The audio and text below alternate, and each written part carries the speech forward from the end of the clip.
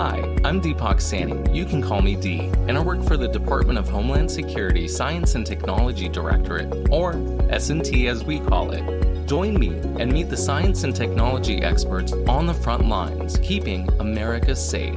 This is Technologically Speaking. Welcome to this episode of Technologically Speaking. I'm one of your hosts, Deepak, or D. Sani. Today I'm joined by Byung Hee Kim, a program manager for Red Ops in the Department of Homeland Security Science and Technology Directorate. Welcome, Byung Hee. Hi, how are you? I'm great. I'm so glad to have you here. Oh, I'm happy to be here. All right, so for anyone listening who might not know, Red Ops stands for Response and Defeat Operation Support, which is R&D for bomb squads. At S&T, we take a really collaborative approach to address IED response and capability gaps for federal, state, and local bomb technicians. So I'm excited to learn all about that, Byung Hee, but before we get into that, I want to take you way back. So let's go to when you were a child. Did you always imagine as a little 5-year-old Byung Hee that you would one day work in this type of work? Not as a 5-year-old. I think I wanted to be an astronaut, not dealing with bombs.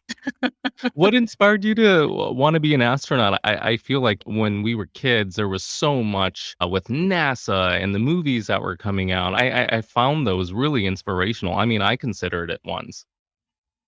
Well, I grew up in Korea and I remember watching a lot of sci-fi films and anime. There's a lot of anime in Korea Oh, when I yeah. was a kid, and the space travel and things like that. And that really intrigued me. So I was thinking, astronaut might be good. And if that falls through, then I'll be a doctor. Being a doctor, every Asian parent aspires to that. So I know that all too well. So, how did you get interested into this kind of work? Was it later on in life? Was it through perhaps like another primary career you had already started? I'm just kind of curious about your origin story. Oh, well, I mean, it's really simple, honestly. I started off in the military, and it's through the Navy and also working for the Marine Corps that I was exposed to the counter-IED field. And this is when we were doing the Iraq surge, the beginning of the Iraq war. And I was assigned a program manager for counter-IED, which back in 2003, it was fairly new. It was something that wasn't a big program within the Department of Defense. Actually, it didn't come into light and it didn't really take off until Afghanistan. And then, when we started sending forces to Iraq, they started ramping up counter-IED program all over DoD. So that's how I was exposed. It was early on in my Navy career. That is so interesting, and I'm so glad you shared that.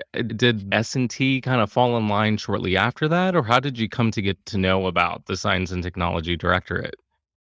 Well, so in the Marine Corps, I was at the Marine Corps Warfighting Laboratory, which is kind of like the fast acting research and development, testing and evaluation to try to get technology out to the Marine Corps as quickly as possible. And as you can imagine, when we're sending our mass amount of Marine Corps forces into Iraq, we needed to give them the proper tools for the counter-IED defeat. So I was supposed to go to the Marine Corps Warfighting Lab as the naval advisor for amphibious operations. But because this need came along and there wasn't an officer that was in charge of the counter-IED program that was starting up, they asked me if I wanted to do it. So with a supporting arms coordination background and fire support background, they thought that I would be the perfect fit in for this. So they asked me to stand up their first counter-IED program. That's fascinating. Isn't it uncanny sometimes how you kind of have one trajectory for your life, but then the world has other plans for you? Yeah, it happens all the time. So how long have you been at S&T? Since 2010. So I've been at S&T for a while, starting off at the explosives division. Now, this is before many reorgs, but when I first came on board, it was at the explosives division. Got it. And then when did you become a program manager for Red Ops? That was around 2014, 2015 timeframe. The person Okay. who originally had it was Bill Stout. And then when I came on board, we pretty much worked together to stand up this program. When you came into this role, was there a big I feel like at S&T there's always a problem in front of us and then we're responsible with the solution. What was going on at the time that you feel like you were being tasked with and you really had to kind of execute?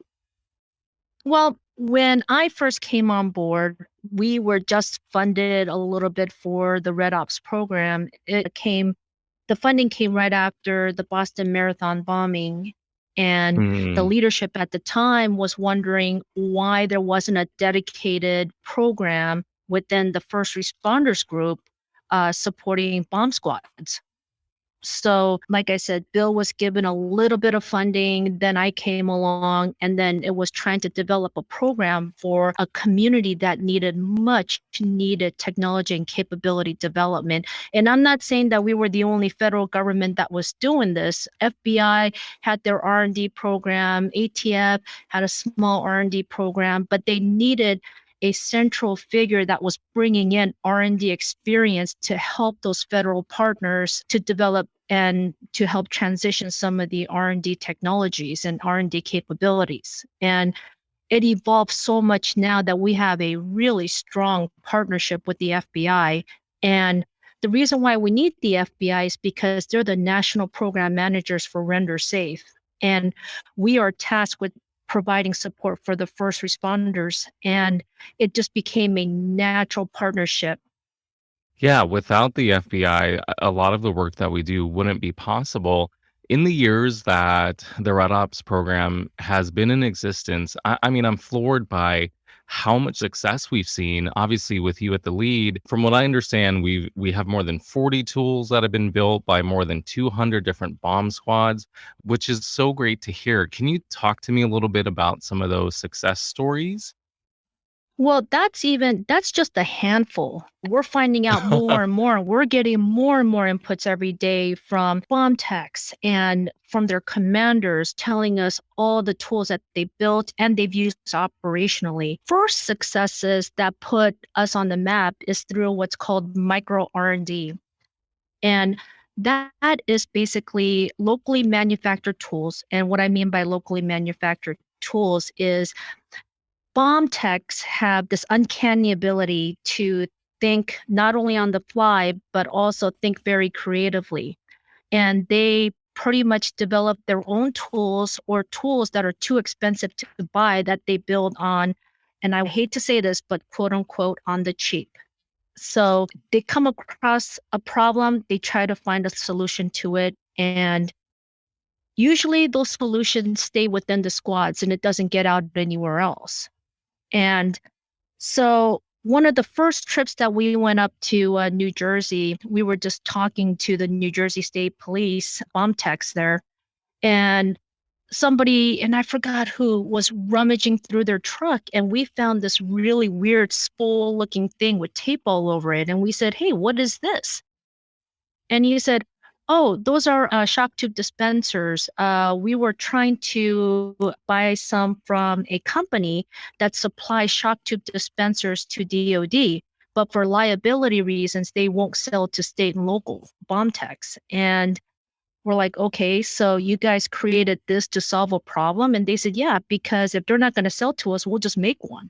And I Hmm. looked at it and I said, "Well, how much did this cost to make?" And they said, "I don't know, with the stuff that we have on hand, maybe $20, if at that." So we're looking at this and we're thinking, well, if New Jersey has a need for a tool like this, then there might be other people that have the need for tools like that.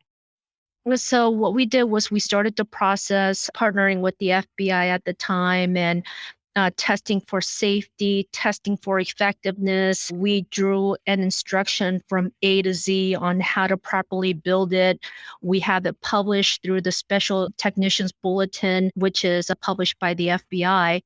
And fast forward many years, now we know that the Hazardous Devices School, which is a school that trains bomb techs, and recertifies bomb techs. They are teaching bomb techs how to build this particular tool so that they could use it for their operations, namely for the tactical bomb tech community. So that's one of the first tools that we developed and one of the first major successes.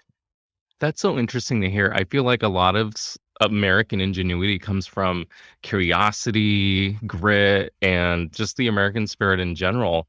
Speaking of that, can you talk to me about this fascinating father and daughter team, Arlen and Hannah Vanderbilt, and what they came up with? Oh, oh yes. Oh, what a great team. Arlen is the bomb squad commander at San Francisco. And his daughter, Hannah, is such a sweet girl. I had a chance to meet her at the Bomb Squad Commanders Conference. And so the father and daughter team decided that they were going to build a tool that was much needed in the community, which is the dual battery tester. And so basically, you use this tester to see how much voltage you have in your battery. And Arlen thought of the idea, but he didn't know how to draw the CADs and stuff like that. So Hannah did it. And with both their minds together, they built this really portable, really usable and effective battery tester. And it was a hit during the Bomb Squad Commanders Conference. A lot of commanders came by looking at that particular tool and asking to build some of those. So, of course, those are published. So any bomb tech can go into the law enforcement enterprise portal and get directions on how to build one of those. And because of their contribution, Arlen and Hannah got the micro R&D T-shirts, which only 50 people have. And one of my guys, one of my performers, Jeff David, liked to say that even I, the person who runs the program, doesn't have a shirt because I haven't contributed and published a micro idea. So I think that's funny. You know what's really amazing about this is our listeners know this is a father-daughter team, but they don't realize how young the daughter is. She's probably a teen or a preteen, and the fact that she came up with this, I mean, it makes some of us adults feel like we haven't accomplished much yet. Well, she's 13. And yeah, very young. And the only contributor that's still in the teens and who got the shirt and who's not part of the bomb tech community. So yeah, she's one of the first for many. Yeah, she's definitely got a bright future Mhm. ahead of her. And we also have another example, James Jackson, who supposedly published the most inventions, I believe about 6 bomb squad tools, if you want to go into that. Oh wow, and the list keeps going. And what a brilliant guy. And here's what's, odd about this. I shouldn't say odd, I should say more funny. Because when we first met him in Oriskany, it was during an exercise.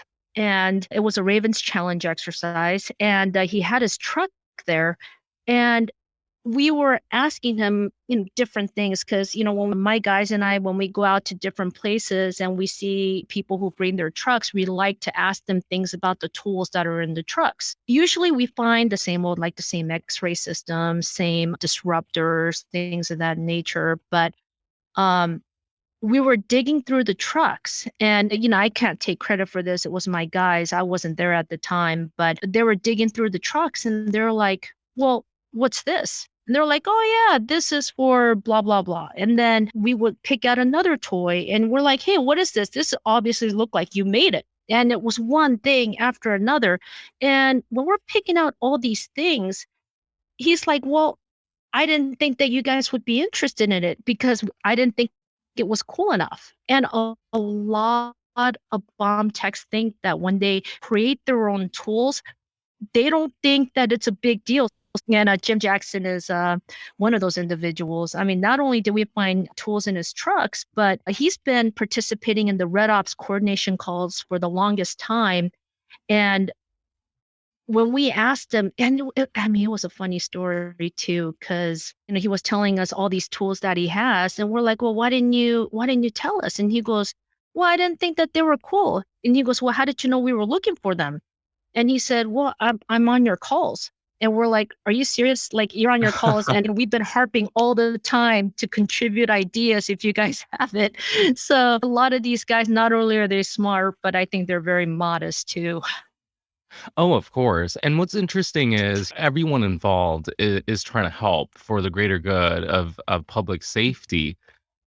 Can you talk to me a little bit about bomb squads? You see them in movies, you hear about them in the news, but I feel like sometimes below the surface, we don't always really understand what their work or their lives are like. When you're explaining that to a family member or a grandmother, like how do you help them understand the importance of who they are and the work that they do? Well, I I think if you mention to anybody bomb technicians, they know that it's for neutralizing bombs. But what I like to tell people is the government spends a lot of money for detection, and it's detecting the next threat or detecting the emerging threat. And while we spend a lot of money on different X-ray systems and different detection systems, I don't think a lot of people think, well, what happens when you find it?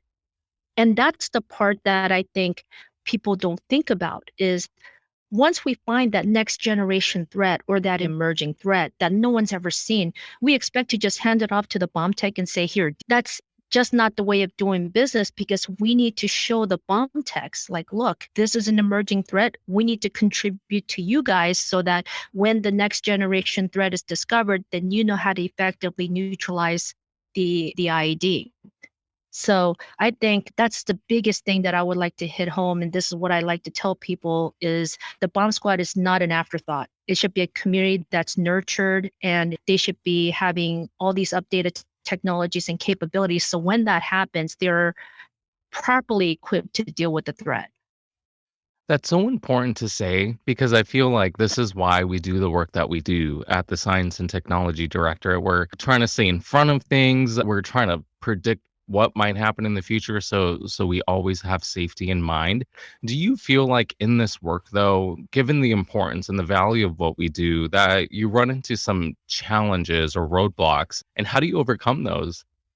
Well, are you talking, do I run into challenges and roadblocks or does the bomb tech into challenges and roadblocks? I would say in our part of the R&D work that comes into aiding bomb technicians. Well, I think first and foremost, the challenge I have is the budget. And that's like that with any program, right? Is make Yeah. sure that your budget is secure. Yeah, so that I would say that's my biggest challenge. But as far as anything else, it is a challenge, yes, but nothing that you can't overcome, like technology, market surveys, seeing what's out there. I would say that budget and anticipating the next threat is probably the two of the biggest challenges. Oh, of course. And we need, like, as you said earlier, we need the budget to do the work that we do. Can you walk me through a little bit about maybe some of the tools and technologies that we're creating? For example, how does a tool go from a prototype to being part of the FBI hazardous devices school curriculum? Well, so we have different parts of the Red Ops program, and each of them have a different transition into either the hazardous devices school or directly to the community. So I talked about micro, and the micro can be given to the community in two different ways. One is direct through the law enforcement enterprise portal, and the other one is direct through the hazardous devices school. So that's for the micro side. We also have what's called the test bed assessments, and I haven't really touched on that a little bit. But what the test bed assessment is that we assess either group of technologies or capabilities. And when I say capabilities, we're talking more experimentation for the bomb squad community. So one of the things that, for one example, is a few years ago, we did an experiment, or I shouldn't say experiment, we did a test bed assessment in New York City for remote fire devices. And that is to allow the bomb tech to safely conduct render safe operations from a distance. And because a lot of electronics is involved, we need to make sure that it works in certain environments. And we had different vendors bring in their remote firing devices, and we did a testing at Times Square. We did a testing during the Jaguars and the Jets game. at MetLife Stadium. We tested in subways. We tested in buildings. Every single scenarios you could think of that bomb squads from all across the United States would probably run into. Because of this assessment, we were able to distinguish which remote firing devices worked in what scenario. And I'm not going to go into specifics here, but New York Police Department bomb squad, so they originally selected A, but after our assessment, they had to go back and stop that procurement to get the correct one because the previous one that they selected did not work in urban canyons. So that would be a big issue for the New York City bomb squad because if they selected A, then it would not work in tall building situations. That's fascinating. I feel So, like that's mhm, why your role is as important as it is because we have to do the homework, right? So mhm. teams like bomb squads can really assess and determine with our guidance what's going to be the best route for them to keep the public safe. So you should feel proud of the work that you do at the end of the day, and I hope you do. Oh, I really am. I really am. The greatest gratification that I have with this program is when we identify a problem and we identify a solution, we could see the turnaround in the community right away. So we could see, yeah, I mean, it's just like, I wouldn't say instant gratification, but we could see the changes that what we're doing is making for the community. And that's a beautiful thing. Byung Hee, when you look back on your career, especially with your time at S&T, what advice do you have for students that might be interested in STEM programs or maybe they're already in it, but they looking at our future might not feel as hopeful? Are there any pearls of wisdom you've learned along the way that you'd like to share? Well, I kind of find that a trick question because I'm not from the STEM community. And only a handful of my folks are from the STEM community because our program is so operationally focused. And we do have folks from the STEM that advise us into or that provide genuine knowledge into our products. But I don't know if I could tell somebody who's really interested in this type of work, I would say do it because you don't know what you're going to get. And if you have an idea of what you want, go after it because I think, especially in a platform like DHS S&T, I feel that the world is your oyster. You could create any program you want. This is within reason. But if it means to help the community, help our components, help DHS provide a safer environment for citizens, I think it's a way to go. It's a great platform. I completely agree. I want to know when you're not busy working with your demanding role, what are some of your hobbies and interests that are totally unrelated to your job? That's totally unrelated. Let's see. I'm a huge fitness nut, so I like going to the gym. I like working out. I like sports. I also like wines. I'm aspiring to be a sommelier, so it That takes a is great amount of fascinating. studying sometimes. Yeah, no, I saw I'm sure you've seen it then, the Netflix special on Some, sommeliers? yeah, Yeah, yeah, yeah. that's it. Uh-huh. I had no idea that was a profession. I had no idea that people spent their whole lives on that. I mean, to basically smell a wine and know nothing about it, but to be able to pinpoint exactly what region of the world it came from, maybe what kind of fruit trees were growing around it, what the air or the weather patterns were like. I mean, that is fascinating just from sipping wine. Oh, it gets very in depth. I mean, you're looking not only sipping, but you're looking at the color and you're taking in the aromas and yeah, it's pretty extensive. And I'm at an intermediate, but for me to go to the next phase, it's going to take a long time because compared to my other peers, I'm not from the service industry, obviously, because I'm doing this full time. And then the wine is a hobby. So yeah, it's going to be a while before I get up to the advanced, but I'm happy where I'm at. I still get to taste wines and stuff. So Hey, at the end of the day, that's all people really want. You're a yeah. fascinating person. I mean, just from talking to you during this interview, that there's so much more to you than just what you do for a living. So it's great that I get to share this experience and learn more from you. So I'm curious to know, are there any like thoughts and emotions that bring to the surface for you when you think of the word science? Well, the only thought that comes out when I think science is innovation and finding solutions because as this world evolves, science has to evolve with it. And without science, I think we'll just be at a standstill. Everything would be stagnant. And I think science keeps us going. Science forces us to evolve. Yeah, I completely agree with you. It's the one thing that's always oh my god, I'm about to relate this to something my dad told me, and I've okay, so math I've never been good at all, and I've never liked it, and I still don't, and I still use my fingers to count, but the one thing my dad always told me was, like, math is there's a surety to it. There's always going to be a solution at the end. It's the journey it takes you to get there, and I feel like science is very much the same way. Right? There's Well, so many knowns, but unknowns, but there's definitely a way to figure out those unknowns. oh, definitely. Completely agree with you. Well, Myung Hee, I've really enjoyed listening to you. This conversation's been great. It's been eye-opening, and I think you've really brought the point home about the importance of why we do to support our bomb technicians out in the field who are working so hard every day to keep us and our families safe. Thank you so much for being here. Oh, thank you for having me. Really enjoyed it. Thank you.